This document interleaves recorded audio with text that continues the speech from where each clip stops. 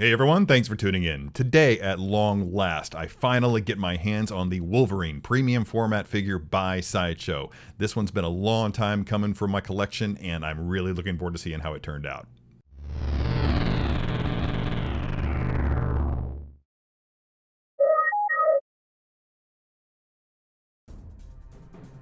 Okay, first up, as always, let's talk about the packaging. And this one's pretty special. It's not just your average Joe, so to speak. Much more subtle, if you want to call all these claw marks and the sparks flying subtle, but it's not nearly so on the nose as we're used to.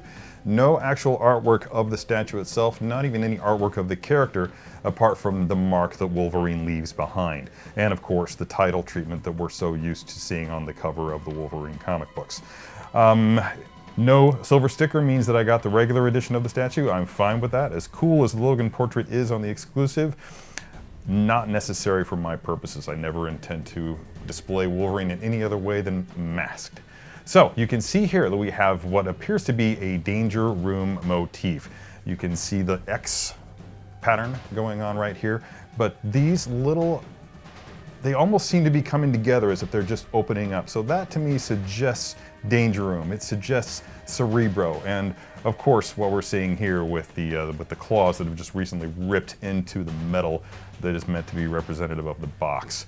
Rotating around, you can see that that pattern continues all the way to the back in sort of like an endless line art. And this actually winds up being like a diamond shape overlapping the side of the box. But again, more scraped up metal going on here. On the top, it's just the Wolverine logo, again in a metallic motif. That's about it. So let's dig into the guts of this box and see what he looks like. Okay everyone, here he is, the Wolverine Premium Format Figure from Sideshow, still in his box exactly the way that he's going to come to you. And man, even in the box he looks glorious. You can see that I've taken the liberty of taking all the plastic away. First I want to call attention to this base. Look at how magnificent it is. It's purely the hand of a Sentinel, just trashed. Whether it's Danger Room or in real life, that's up to your imagination, not mine, man. Over here we have the two hands, fisted with claws extended. Metal claws, by the way, I believe. I just did a little bit of a tap there and maybe not. That actually might be plastic. Yeah, I think that might be plastic. At any rate, fine, whatever. It looks metal to me, that's good enough. Awesome, awesome masked portrait with a ferocious snarl emanated from its lips. And you can see that the statue itself is kind of extruded from the packaging. That's because it fits in there pretty snug.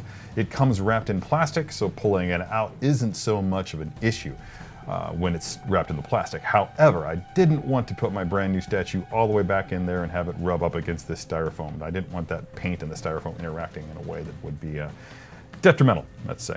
So, first thing we got to do is assemble it. So first we're going to take out the base. And it weighs a ton, everybody, and that's good because he's got an interesting posture going on. So that weight is going to be important later on down the line.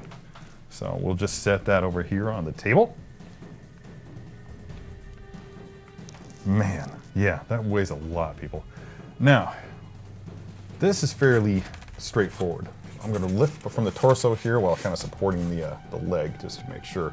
Don't want to put any pressure on it, any more pressure on it than we need to. There's our key. It is going to, oh, look at that. They even color-coded it, even though there's one key. That's very helpful, Sideshow. Thank you very much. Let's get that into the matching keyhole here on the base. You can see it's right behind, let's just call it the repulsor arm of the Sentinel. Just slide it down in there, let the metal piece go into the, let the metal piece slide into the boot, and you're good to go. Now finally, I'm just going to go ahead and put these hands on him, and we'll finish with the face.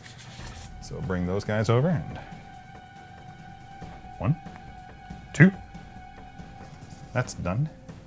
And at last, the glorious masked portrait.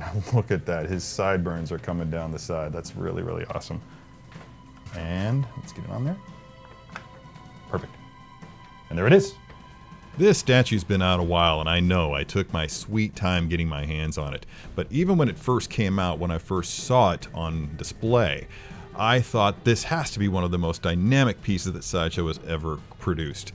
In addition to the detail on the hands, look at how far forward Wolverine is leaning. I mean, that just really suggests motion, and it also suggests that there's a significant challenge to getting him to maintain that position without leaning. Fortunately, the design of the key is such that I think it really minimizes that risk.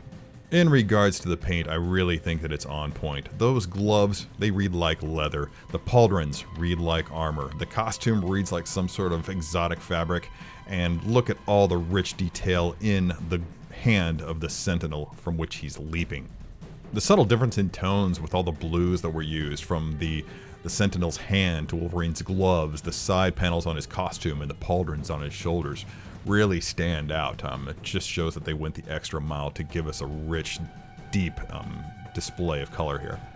Again, getting back to that stance, the angle in this photo and the next really highlights the attention to detail that they gave this figure in terms of providing it with some direction and some sense of motion. It's a thing that they've really carried forward into other pieces in the X-Men line, and I'm thinking of Gambit, I'm thinking of Rogue, I'm thinking even of Juggernaut, just how his momentum is very, very apparent in the sculpt. There, right there, look at that black on those boots and how realistic it looks. It looks like black leather. The paint combined with the sculptor's work, they work in tandem, they just make it look like the real thing. And look at all the glorious detail on this Sentinel hand.